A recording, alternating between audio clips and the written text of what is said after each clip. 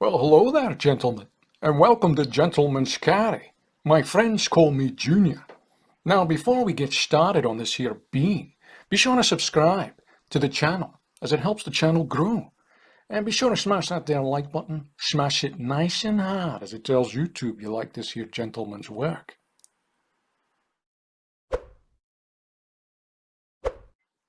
Now, what we have here is the Serge Panchenko bean. Now, I probably just butchered that there name, so I apologize if you're watching, Serge. Now this here is a MidTech version of the full custom model. Now that's what some would say or categorize as a semi-custom knife. Now it was worked on partially from the designer but not fully built top to bottom by him. From what I understand, the titanium slabs here were from Serge and the blade itself here by Millet Knives. Now I also understand that there were only 40 of this here particular knife made. Now that can really go to a fella's head if you're not careful, because I feel like a real special boy. Now the bean is a very compact detent slipic joint now. That's slip joint meaning non-locking now. Now I don't have many non-locking knives in my collection there. Being an American citizen for a number of years now, I've tended to gravitate more to the locking side, but it's very nice to have one of these here fellas in the gentleman carry rotation there. It's a very nice gentleman's knife to have something that's in a non-locking platform. Now, the flipper deployment is actually very nice considering it's very small, but you can see here, well, see the first time, always the charm there.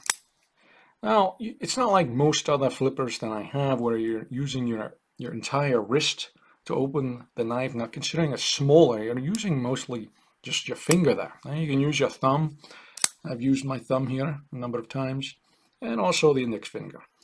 Now, it's not like other flippers where you're using the tip of your finger here. It's pretty difficult to do that there. So what I find to do is use the inside fold there of my index finger here to get a good grip, and there you go. Now this thing is fidgety. Now when I say fidgety, I mean absolutely fidgety. I've probably flicked this thing about 100 flicks or so, and about after that 100th flick, the action on this here fella started to slow down. Now I'm assuming that may have had to be a combination of heat generation from the constant rotation there on the pivot there, and also a lack of wearing down on the lubricant there. So after a few drops of lube there on the pivot, it was back to go. It was 100% there. Now it's called the bean, but to me it resembles more of a pill shape. I don't know what you think there, gentlemen, but it looks like a pill. Perhaps that it probably wouldn't have gone well on the marketing side there versus the bean. I like the name bean anyway. So now this pill-shaped design, or bean-shaped if you will, of the handle offers a very clean, elegant look, and I'd say a reasonably secure finger grip now. Now if you're like me with larger hands, I added a lanyard, as you can see here, to get a little bit more of a grip, as I don't particularly like my pinky finger being left out on the action here.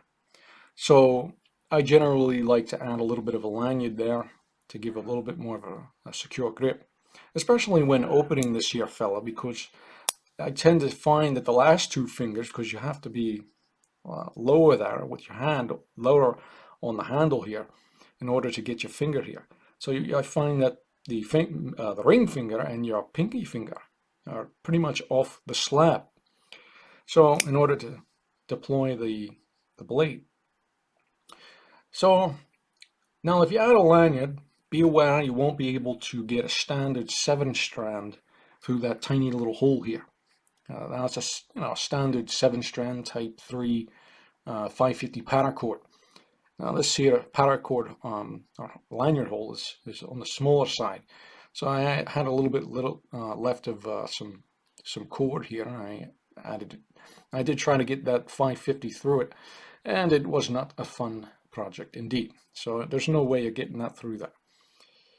Now, before we continue on this here bean and whether I decide to pocket it or pack it, there's a quick word from our sponsor. In the field of architecture and engineering, precision is paramount. Professionals often find themselves in situations where having the right tools at their disposal can significantly impact their work efficiency and accuracy. ArcCarry was conceived from the recognition of a common challenge faced by architects, interior designers, engineers, builders, drafters, fabricators, and suppliers: the need for a portable and accessible scow. Consider the scenario of ascending to the roof of a building only to realize that once you've gotten there, you left your scow behind in the car. Well, that's been me countless times. Such moments can lead to unnecessary delays and inaccuracies in measurements, and according to industry surveys, many professionals have reported encountering similar situations. This highlights the importance of having a reliable and easily transportable measuring device readily available. Now, the Arc Carry is designed as a 3-inch everyday carry, double-sided wallet-sized tool, which can be conveniently stored in a portfolio, your front pocket, and of course the wallet. This innovative design ensures that professionals are never caught without a scow again. Also available is Civil Carry for engineers on the go, and for everyone else in need of a ruler at an arm's reach, there's Ruled by the Ruler and Little Ruler. Now head on over to Ozark Line, an exclusive partner with Etsy, at etsy.com/shop/Ozark Line, where you'll find a wide array of unique tools and gifts for design professionals on the go you can't find anywhere else. Now the blade is a beautifully acid-washed Nitro V stainless steel. Now that's, if you're familiar with AEBL steel, the Nitro V is essentially an upgraded version of that, incorporating nitrogen and vanadium to enhance the performance. Now it has a very, very fine grain structure in the steel, very excellent edge retention and stability there. In my experience with other knives with this steel, it's generally an easily sharpened steel. Now that's with a better edge retention than AEBL, and it's categorized as one of the toughest stainless steels on the market.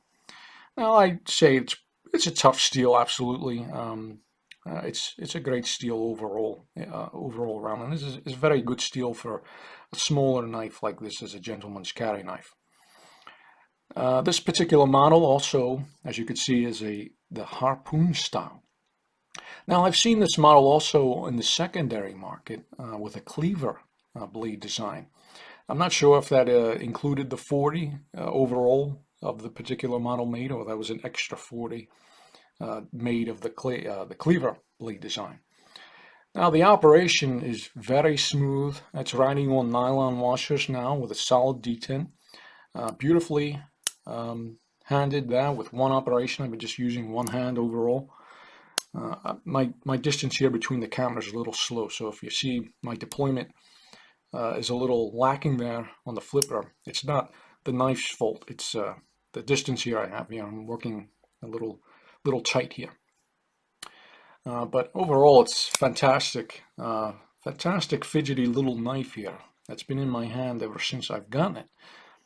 Now the handle, as you can see, is 2 slabs of beautifully chamfered acid-washed titanium, which matches the blade there.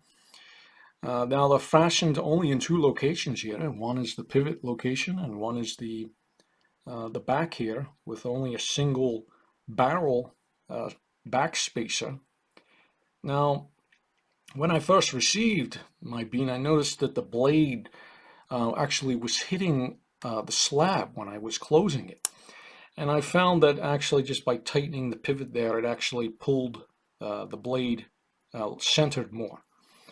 So that solved that problem. So if you find that it's riding there on the slab there, or just gently touching it as it's pushing back in, it's most likely that the blade itself is not centered.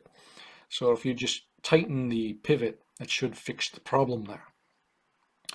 Now the clip. This clip is hands down become my favorite clip. Now, where has this thing been my entire life? I don't know. Now, I've been all over the world and I have not seen this clip yet. It's fantastic. No more, locky clips there. You gotta rip it off your pants sometimes and you can't even get them on sometimes. I mean, this thing is fantastic. I mean, and the problem I have here is the saddest part is I don't even know what it's called and who made it. Was it Serge? Was it Millet Knives? Please, for the love of God, someone here on YouTube, let me know where and who made this here clip and where I can find them. I like to add this to a number of other knives as well. But overall, it's fantastic, and that's also acid wash titanium to match the overall knife itself. So the flipper, as I noted before, at least for me, it took a little time to get the hang of it, considering I'm used to those larger flippers there with the more of a wrist flick. But this is generally all your finger here. This is all your finger. Now, considering it's a smaller profile knife, it's going to take a little bit longer to get used to for those fellows with larger knives, larger hands, I should say. Now, for me, it works better using the back end of my finger, as I said, on the finger rather than the fingertip. Now, generally, this is very small indeed. I mean, you can see this thing actually comes in, I think, roughly less than 3.5 inches. It's about 3¼ inches here in length. It's very tiny indeed. And the overall width here, it's about 3/4 of an inch here. The thickness is, including the, I might as well include the clip here, about 5/8 of an inch. Oh, yeah, about 5/8. So it's very tiny, very small profile. I've been putting this here fellow in the small pocket there on the jeans, you know, or your pants. It just slips in very nice. Or you can use the clip here, clip it to pretty much anything here. So it's fantastic in that regard. Very small profile, fantastic little knife. Now the price, well, this little bean here, well, it's going to set you back. It's going to set you back about $400 to $500 there, US, in the secondary market at least, and that's where I picked mine up. So it's pricey. Now, for the materials that you're getting and the overall craftsmanship and the fit and finish are all fantastic, A+ all the way around. And then obviously, because it was touched by the designer himself, there's going to be a little bit of a surcharge there. So in terms of the overall market, I think it's pretty much in line, considering the prices of on pretty much everything have pretty much gone, parabolic, if you will, in this inflationary environment that we're in.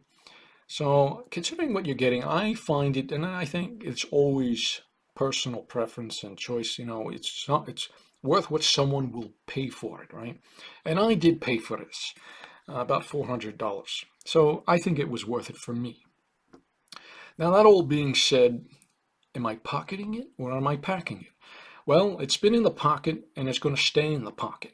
Now, hands down, this perhaps is the most fidgety knife I've ever owned. Ever since I received this here fella, I just can't keep my hands off it.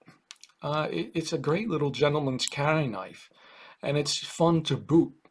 So this thing is going to be sticking around with me for the foreseeable future here. I don't think, I say this all the time, I don't think anything will kick it out. Considering it's a smaller knife, I always carry about 2 or 3 knives on me. So I usually carry one of these smaller knives for the small little pocket there on your pants. And this has filled that position quite nicely. But let me know what you think of this here little bean here. Overall, it's made a fantastic impression on my end. A great little knife indeed.